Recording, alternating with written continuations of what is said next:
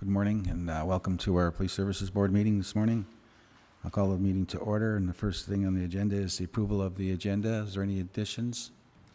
Through you, Mr. Chair, Detachment Commander Mark Hemrick has requested that we add an item under items for discussion. It would be 6.3, and it's pertaining to an update on the Victim Services Grant.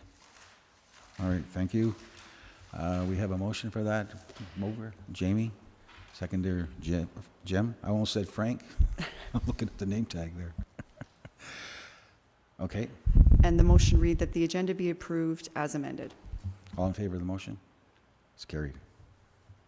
Next, motion to approve the minutes of June 27th, 2023. Are there any errors or omissions in the minutes anyone seen? Okay, motion please. It reads that the minutes of the meeting held June 27th, 2023 be adopted as presented. Mover, Jim. Seconder, Jamie. All in favor? It's carried. Is there anyone that has any pecuniary interest or any conflict? Seeing none, we'll move to the consent items. And we have a motion to receive the consent items, please. It reads that the consent items for September be received for information purposes. Thank you. And we'll start with the at 5.1, the Municipal Policing Bureau letter redistribution of police record check revenue of 2 municipalities. I'll ask Mark to start us off. Yes, thank you, Mr. Chair. The OPP has moved to a centralized system for its criminal record checks, so they are not being done directly at detachments anymore. When this came up, detachment commanders had some very serious concerns with the OPP and that move, not only from a workload perspective from our staff, but also because we were acutely aware about the revenues that those criminal record checks generated for the municipalities and sort of how might that affect future contract negotiations, so on and so forth. The memo from the superintendent simply just announces the formalization that we have gone to a central criminal record check system, and that moving forward for 24 and 25, for 2023 and 2024, the municipalities will continue to receive all of the revenues from the criminal record checks. Beginning in 2025, we will see, or the municipalities will see, a 25% reduction per year up until 2028 when they are fully staffed out. I can give you a little bit more information. 2028 would also is about a year when most of the OPP detachments would be up for contract renewal as well, based on the Municipal Policing Bureau's look. So if municipalities saw those revenues decrease, it could be it could become a point of discussion amongst the detachment commander, the board, and their municipalities with regards to contracts.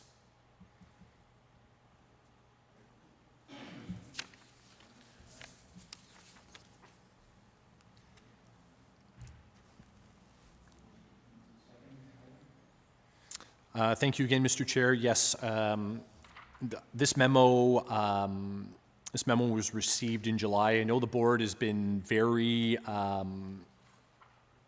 eager to see all of its seats filled. Although we have not, since I've been here, we have not missed anybody, and we've always been able to attain quorum. Part of having the board compositions as they are to ensure that we continue to have quorum. The memo was simply to the former CEO, Mr. Simpson, obviously went to Maureen in her place. And this was just confirming, after some inquiries from the United Counties, that the composition which had been submitted, and Kim, I'll just defer to you when the last, but we had received back in 2021, was it not? When the Community Safety and Policing Act came out, and they were speaking about the regulations. We had received confirmation long ago that the board's composition that we've always had would meet the standards of the new CSPA. There were some questions that through MPP Quinn that went back to the ministry because there was some confusion amongst with some people at the ministry about the board's composition. Those were quickly cleared up, and this letter is just confirming. I have spoken to MPP Quinn. He is actively working with Solgen about ensuring those two provincial appointees are given their are quickly brought to the board. So I am hopeful, and the last news I received from the MPP's office was I am hopeful that those will be happening very quickly. There are two appointees. They have one ready to roll. They're just waiting for the paperwork on the second one to, and they'll do the appointments at the exact same time. They just don't want to appoint one and then another. They want to do the appointees at the exact same time. Okay, great. Any questions or concerns? Okay, we'll move to, on page 10, the SDG Police Services Board 2022 financial statements.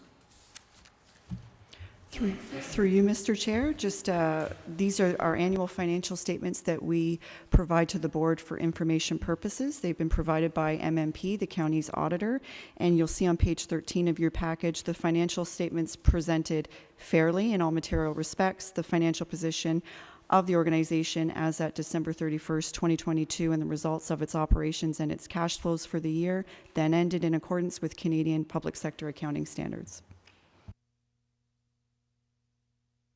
Thank you. Are any questions regarding financial statements? We'll move to items for discussion. 6.1 SDG OPP report, April-June 2023 or 2023. We have a motion to accept the report, please. It reads that the OPP report for April to June 2023 be accepted for information purposes. Thank you. Mover, Jamie. Seconder, Jim. All in favor? It's carried. We'll just let Detachment Commander Hemrick speak to it first. Oh, okay. Yep. Thank you, Mr. Chair. I'll take you through the report now. Just taking you quickly over to pages 23 through 25. Something that I'm going to be proceeding with as a regular item within the reports now are simply potentially some media releases or emails highlighting media releases and some photographs, just sort of giving the board some visual context as to the great work that the detachment is doing. I would certainly like to highlight on page 26 and 27. So page 26 is a day that we participate in with all the law enforcement partners throughout the region that we are invited to in the city of Cornwall, where we are joining forces together to really highlight the positive work that the policing partners do in the counties, in Akwesasne, and in the city of Cornwall.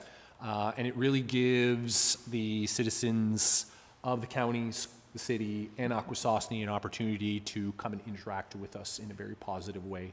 I try and always make an appearance, not only to thank everybody that is there, but also to answer any questions from the public. Moving over to page 27. Very proud moment for us where MPP Quinn was presenting an award to Naomi House, Renee Moore's, with regards to her participation and assistance in the 2021 through 2023 Victim Services Grant. She was instrumental in assisting us with in achieving our goals and helping us out when we were sort of behind the eight ball. So they were a very, very good partner. Just highlighting for you the partnership. Obviously, we have a very we're very fortunate. We have a very strong relationship with our MPP. He's a very big supporter of the detachment and of the police. But he's also a very big supporter of our community partners. One of the partnerships that I have engaged in certainly is with Renee. They are looking at expanding or building a brand new location for Naomi House, and they are also looking at second stage housing or transitional housing, because there is no such thing that exists in the counties at the moment. The reason that I am engaging with her is when I was a staff sergeant in Lanark County, I was part of the steering committee that assisted Lanark County Interval House in developing their second stage housing. So I do have experience in those ventures and providing that guidance. So just a very strong partnership there. Moving over to page 28. Would certainly like to highlight the promotions. So our leadership team in SDG saw 4 new sergeants be promoted to the leadership team. That has been very, very long overdue, and I would certainly like to thank East Region Command and the OPP as a whole for allowing me to promote those 4 sergeants all at once. We now have a complete leadership team at the detachment, which has really helped solidify things. We're providing great guidance and overall supervision to all of the members. And I know that with that complete team, we're only going to enhance the policing services that we are providing to the community. Obviously highlighting on page 29 that the board participated in the planning and development of the latest detachment strategic action plan, Mr. Chair. I'd just certainly like to once again provide my thanks on record to yourself and the rest of the members of the board for that.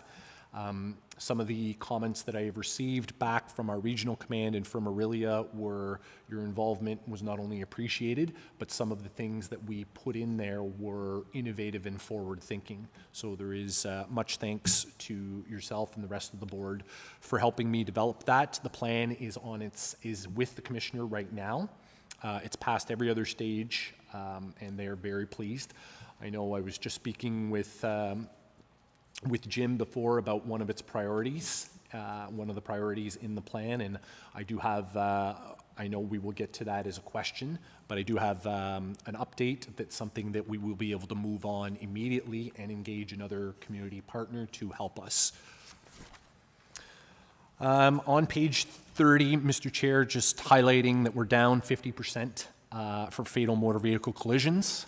As I've stated to the board on multiple occasions, that my measure of traffic safety within the counties that we police, it is not the number of tickets we give, it is not the number of traffic stops, it is how safe our roads are. You know, we have a very, very, very busy section of the 401. It is always going to be a beast, and it is always going to be a challenge to police. But again, my measure of success is how many serious collisions we have and how many do we prevent. And I'm very pleased to see that year to date and during the second quarter, we are down on those serious collisions. I can report to the board that I have been told that that number will decrease in my next report as one of them was deemed to be medical. So that will bring us down again. And then I guess that would probably take me over to page 3249, where you can see that, again, as I said, I don't measure, I'm talking about maybe talking out of both sides of my mouth a little bit here, but I don't measure our traffic safety through statistics, but I will certainly say that my pledge to the board, to the counties, and to the public to increase our proactive traffic safety activities. On the left side of the we are up 17% for our ride programs, and we are up 2% with our overall traffic stops. During my Q3 report, I ran the numbers yesterday, and you guys are going to see a significant jump in both of those. I'm happy to also to show, though, even though our rides are up, if you look down on the left side to the traffic-related charges, you'll see year-to-date, we have a 68% decrease in impaired driving occurrences. So that means people know that we are out there and that we are actively doing ride programs. So very, very pleased to see that. Taking you over to page 33, you will see the have stolen goods. That's probably the one that jumps off the page again. Again, the have stolen goods category goes into recovered stolen vehicles. So not vehicles that are being stolen in our area, because that's theft over. There is a decrease there. But we continue to be the catch net in the second quarter for a lot of vehicles that are being stolen out of the GTA and transiting the 401 or the counties to get to Montreal to be shipped for export. Our officers, they're just experts. They're just experts. They picked up on another one literally as I was walking in the building. They just know what to look for. They read their email. They watch the crime trends. And I will say that probably the thing, besides the great work they're doing, but the other thing that they are doing, which makes me extremely proud, Mr. Chair, is when they are dealing with these stolen vehicles, is the amount of care they are taking to ensure that everything they are doing, the public safety and the person driving that stolen vehicle's safety, that's paramount. They are always, everything they are doing, from their planning to their reassessing to their communication, it's almost unheard of, the care they take, and they really understand that at the end of the day, what is it? It's a stolen car. It's not a murder. It's not a bomb. It's not a terrorist event. It's a stolen car. There's lots being made. Well, maybe a few less right now with what's happening down in the States. But at the end of the day, it's just a stolen car. There's insurance. People will get new cars. Their first duty is to ensure public safety. And yeah, I'm just very, very proud of that. So how are we so successful? Like do we get are they getting an up-to-date list of what's been stolen and they're looking for that model of car, or is it license plates? So it's a combination thereof, Mr. Mayor. That's exactly what it is. It is also timing. So the vehicles get stolen typically, because I've had a couple stolen out of my own neighborhood in Ottawa, but they typically get stolen between 2 and 3 o'clock in the morning in the GTA. They're then put into what they call a cool-off period. So they'll be transported to another location where they sit and they wait for a few hours, just so that they're not driving them around immediately when people might be reporting them, and there's less activity. So by the time they leave the GTA and they start coming this way, they've been reported stolen. So all of our vehicles with our front-facing in-car cameras also have the automated license plate reading system. So that's an assistance. But they, as you said, they watch the crime trends all the time, so they know the most popular vehicles that are coming out, and they are using their instincts and their investigative skills to go, something doesn't match here, and they're being very, very careful as well to ensure they're using their policing power, so they're just not randomly stopping. Let's use a Lexus RX 350 as an example. They're not just randomly stopping cars. They're really going through a matrix of check marks to ensure that they have the proper legal grounds to make that traffic stop, or to employ what we call alternative measures. I would equate it to some really great police work. It's a combination of things. I always think that they should have a task force at the ports to watch every container being loaded. That way, they wouldn't be able to send them overseas.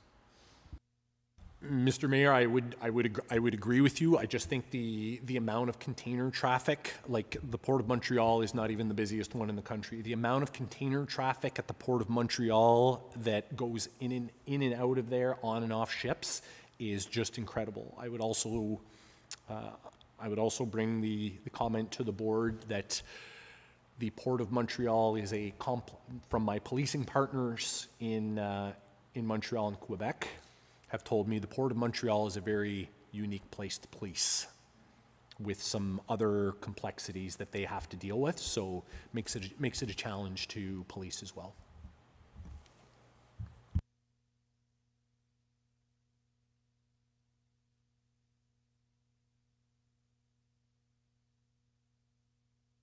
Oh, no, Mr. Chair, my apologies. I was just taking you over to page 36. I'll just highlight, you can see that there's a significant increase in the number of sexual assaults. Obviously, that's something that we brought up in our, that we have added to our action plan through the board. The causal factors for the increases right across the province are still unknown. We can't peg it down. But certainly through you, Mr. Chair, I think our strategy to bring awareness in the schools and to through a wide variety of topics, through our community safety officer and other sources, I think that is the right approach to use. Again, yeah, the OPP and other services, we just can't nail a causal factor down as to why there are so many being reported and why there has just been this increase.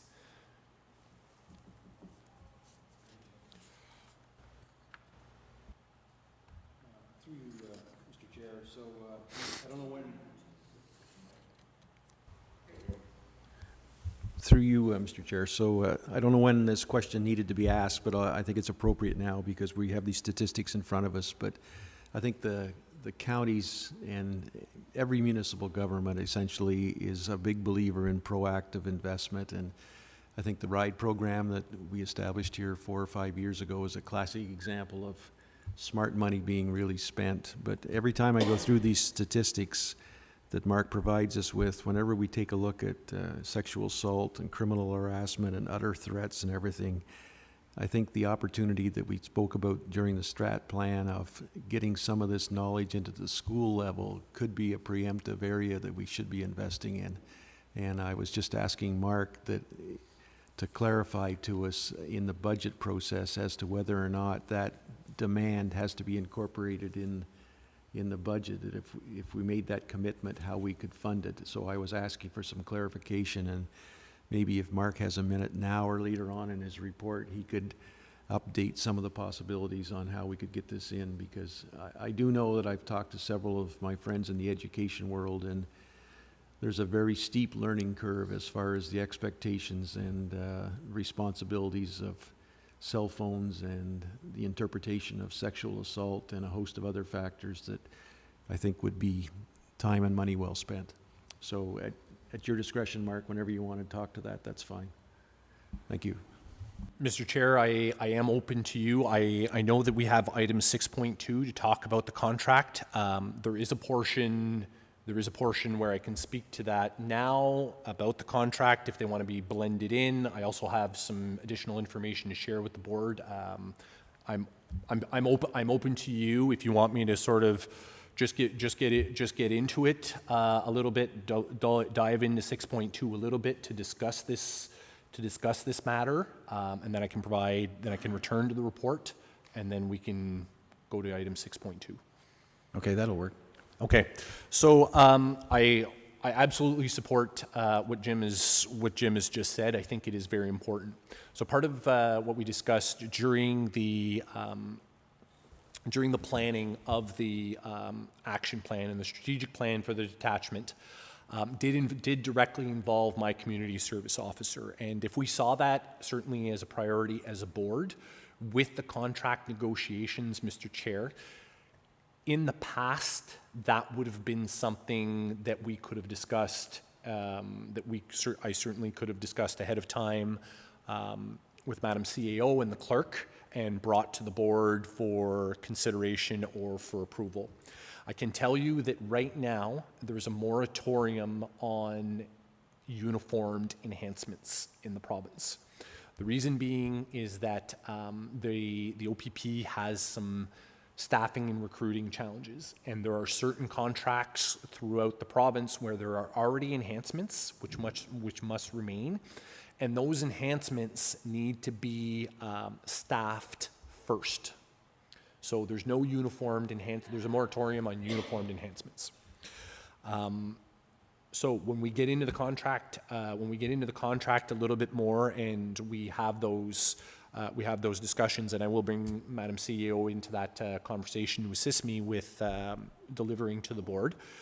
But what I can tell you, Mr. Chair, is that I met with Victim Services, the executive director of Victim Services, to discuss item 6.3, actually. And she advised me that she has recently received a pot of money, and she's looking for innovative ways to spend it, specifically behind sexual assault. And when I brought up the strategic plan for the OPP and that we had developed together, she brought forth the idea that she might be able to assist us in going into the schools with Victim Services combined to exactly present on the priorities that we had developed. So, sexual consent knowledge, criminal harassment, what is sexual assault, all of those things. And I think that it is a genius idea, because we would be bringing it not only from a policing perspective, but also from as a victim-centered perspective. So I think we could, not that I'm look every time to check some boxes, but I think this would be an excellent opportunity for us to check that box.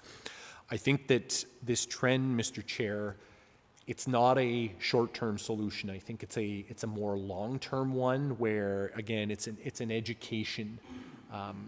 It really is an education, and I think as we see the technology, social media, and the issues surrounding consent, I think that as we educate more and more people behind those things, that we will see a decrease. But that's where we need to begin, and I'm hoping that we do see some improvement by the end of the strategic plan.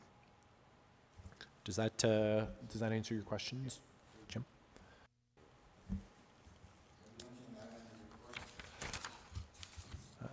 I'm just going to, I don't think, Mr. Chair, I had anything else highlighted in the report.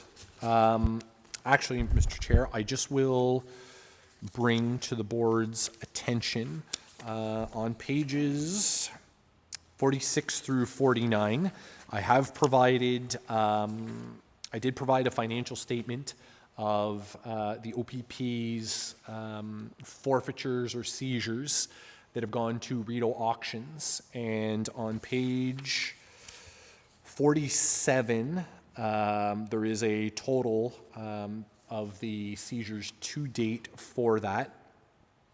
I will just add that there will be an amendment to that, Mr. Chair.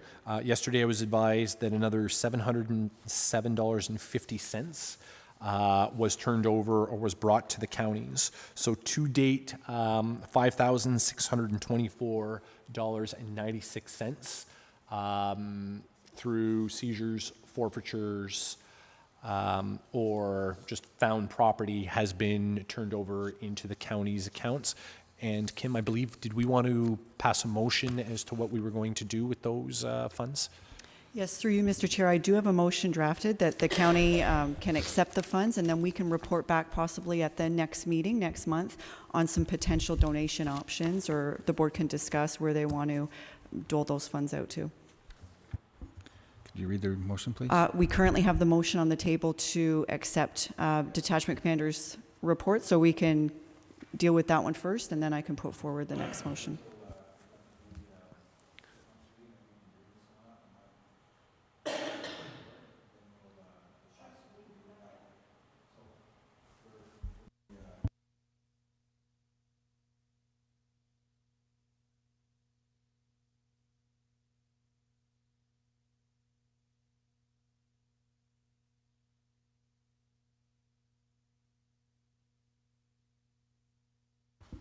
So through you, Mr. Chair, Detachment Commander Hemrick briefly spoke to our OPP contract renewal process. It is up for renewal at the end of this year, December 31st, 2023. As the board is aware, last year it was actually up for renewal. The 5-year agreement came up for renewal, and because of the municipal election calendar and a delay in getting us a new contract, we did proceed with just a 1-year amending agreement. We extended the current contract. So the Municipal Policing Bureau met with Mark, myself, and CAO Adams a few weeks ago and presented us the various options moving forward with our contract renewal. They're outlined in the report before you, but I can just summarize them quickly. Option 1 would be to revert to a Section 5.1 non-contract agreement. This option is not recommended, as it would essentially dissolve the Police Services Board and SDG, and it would exclude us from certain ministry funding, such as the RIDE grant. Option 2 would be to do the same process as last year. It would be to extend the current contract for an additional 1 or 2 years. All provisions of the current agreement would remain the same. This would be a simple process like last year, a simple amending bylaw taken to County Council. And then option 3, we could renew the contract completely. This option would be preferred if the board and council wish to add an enhancement of service to the contract, such as the addition of a special constable. If this is the preferred option, the counties would touch base with the Municipal Policing Bureau, get some costing for a specific enhancement, report it back to the board for acceptance, and then take it to County Council. It is important to note, though, that the Community Safety and Policing Act 2019 is going to come into effect potentially in a few months, in spring 2024. And at that time, any contract that we have in place, whether it's the same amended, extended agreement or a new contract, they'd become null and void at that time. So Detachment Commander Hemrick and CAO Adams and myself met this week. We are recommending that we proceed with option 2 at this time, just extending the current contract until the new legislation is put in place this spring. But for 1 year, we think is adequate. Any questions regarding this? Is everybody in favor? Going to the option 2? Yeah, okay. Sounds like. Did you want to do a motion then to Yes, direct please. us to go ahead? It's a simple bylaw that we would take to County Council most likely in November now, but I can keep the board updated on the process. So the motion would read that the SDG Police Services Board recommend that option 2 be the preferred option for proceeding with the OPP contract renewal. So we need a mover for that. We lost Jamie, and Jim will second that motion. All in favor? It's carried. Thank you. And we will move to 6.3, the Victim Services Grant update. You touched on that a little bit. Is there any more you want to add to that? Yes, thank you. Thank you, Mr. Chair, and my apologies for the late addition. 10 days ago, I received an email from the Ministry of the Attorney General advising that our 2023-2024 Victim Services Grant submission was accepted and approved. I wasn't able to report back because the ministry needed to make the official announcement and ensure that all municipalities were advised. Mr. Chair, this was a joint proposal through the OPP, Akwesasne Mohawk Police, Cornwall Police, Victim Services, Naomi House, and the Cornwall Community Hospital, and the SDG Police Services Board. We received $100,000 that we must use before the end of the 2023 fiscal year. So quite a tight timeline. I'm extremely pleased that the the executive director and myself of Victim Services and the rest of the partners all had a very rigorous plan to, if we did get it, that we were able to execute in the just under 6 months we are going to have. Also, I would like to bring to the board's attention that the Cornwall Community Police Service and Akwesasne Mohawk Police Service were also successful. So our applications had sections that were joint, and the ministry reported back to me that we were the only area in the province to have a tri-application. Hence, we all got it. So we actually received $300,000 between Akwesasne, the City of Cornwall, and the OPP. When we wrote to the grant, Mr. Chair, we thought one, maybe two. So there's a portion of the grant that we all share. So we probably will end up with more money than we know what that we know what to do with initially, but we've got some very, very creative partners in executing. I know I met with the chair of, that's why I was meeting with the executive director of Victim Services yesterday, because the ministry made their official announcement last week. And she and I needed to get together to quickly figure out the steps that we needed to execute. So I will be reporting back on that grant. The main premise behind the grant, there are 4 areas. The first area is to hire a victim advocate or victim specialist directly in the detachment. That victim advocate, victim specialist will essentially fill the gap between where Victim Services provides acute short-term services and the victim witness assistance programs only handles sort of the court purposes. What this will allow is for a complete delivery of victim services from the victim's first reporting to the police till whenever it expires. And they will be responsible for providing updates to the victim, connecting the victim with not just short-term services, but possibly longer-term services, housing, mental health services, counseling services, all sorts of things. The victim advocate will work directly in the detachment. My detachment my in-kind donations are to provide the office space, provide the supervision, and provide equipment within the detachment. We already have a candidate ready to hire, and all we need to do is get them security cleared and in the OPP building, and we're hoping that's going to happen. We're hoping they'll be sitting at their desk in the next 2 weeks. The second priority was the continued improvement of the victim-centered interview room. We did have this in our last Victim Services grant. We had approximately $10,000. We ran out of money to do everything that we wanted to do to enhance that room. So we've requested another $5,000 just to finish off the renovations, and most of those renovations will surround the additional $5,000 will be for soundproofing, acoustic tiles, a new soundproof door, because the location of our victim interview room in the detachment is kitty corner to my command's offices. There's a lot of movement in there, so you can imagine that, you know, even when the lights are on indicating there's a victim in there, there's still a lot of traffic going by there.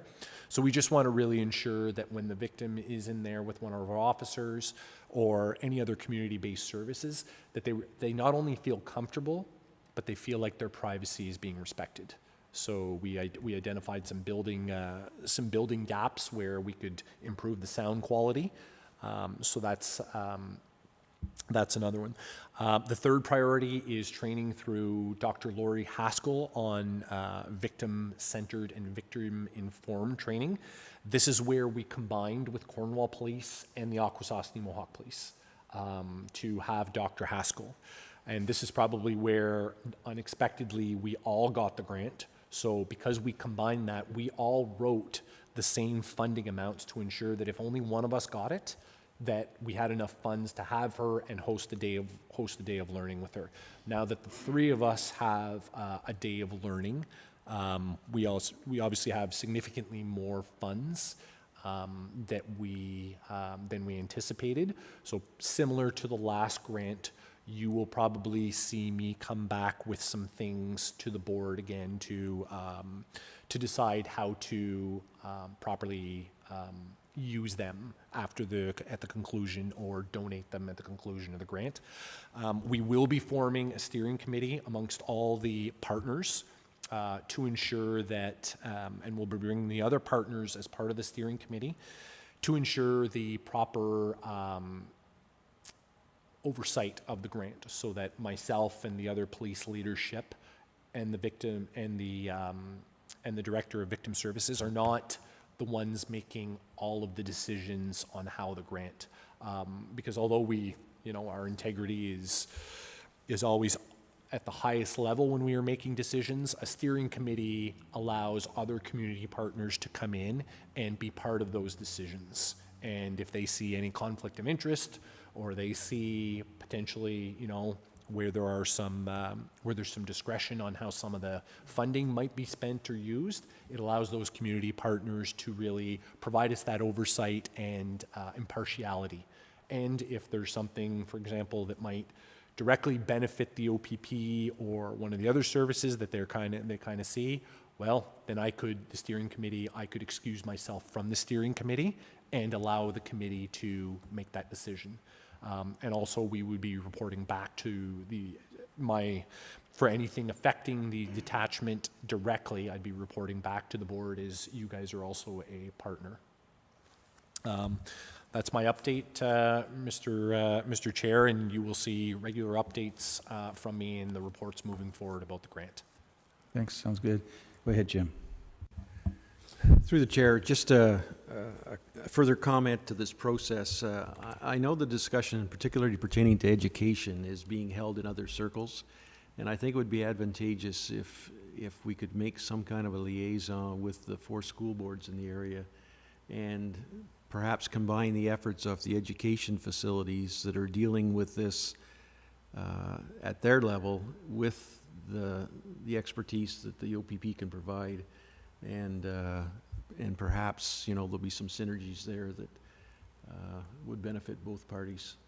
So I'm sure Maureen has some kind of access to those people that are in charge of that, but I just know that there's efficiencies here that could be benefited from if we could combine those efforts. Thank you.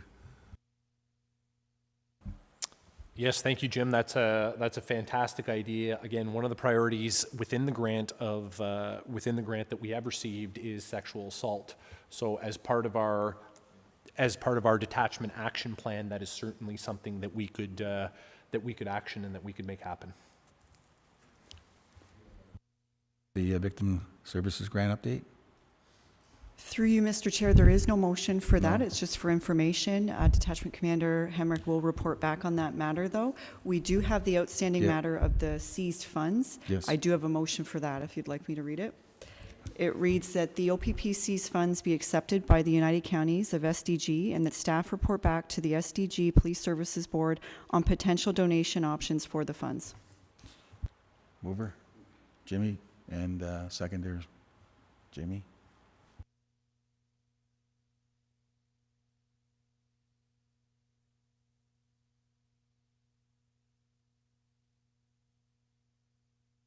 It's carried, thank you. Is there anything else before we adjourn? Mark, or anything? No, Mr. Chair, thank you. Fellas, is there anything? Nothing? Okay, we need a motion to adjourn, please.